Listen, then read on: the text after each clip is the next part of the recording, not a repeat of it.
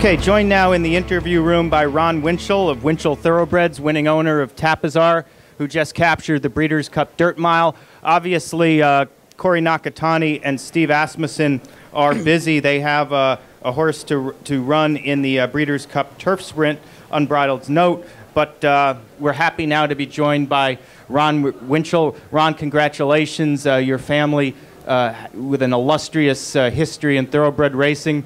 But this is Breeders' Cup win #1 for them. How's that feel like, and especially with a homebred?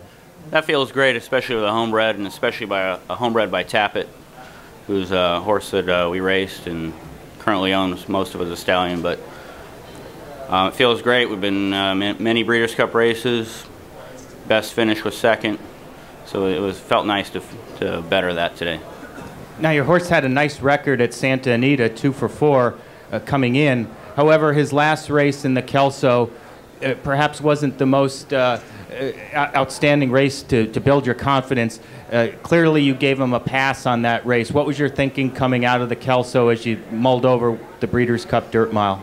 Well, there's several factors. Obviously, Santa Anita, he's run so well here at Santa Anita that made an impact at the decision-making process. But the Kelso, he broke out of the gate, and he had the horse on his left come over and the horse on his right, and he kind of got knocked out, and going a mile at Belmont, you know, he just was completely disadvantaged, and we were obviously a little surprised to finish last. So it took a little faith to overcome that and come here today.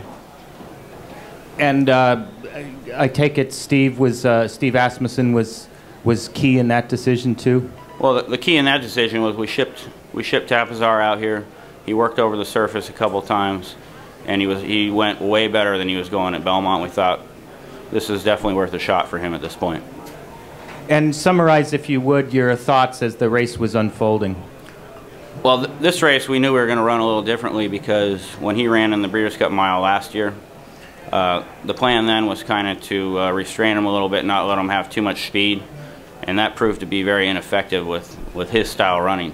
So the plan today was just let him be a free-running horse, go out there and hopefully you know, be on the lead or just off the lead, and then hopefully have something left coming home. Okay, questions either upstairs in the press box or down here for Ron Winchell. Ron, the Dirt Mile historically has been a race where horses turning back in distance seem to have done well, Dakota Phone being one, a couple of others. Was that a little bit of a factor too? Once you kind of eliminated the Kelso from your mind, was that a positive factor? Yeah, that's a positive factor. I mean, obviously he, you know, last year he's been running a mile and 16th, and so it is cutting back a little bit for him.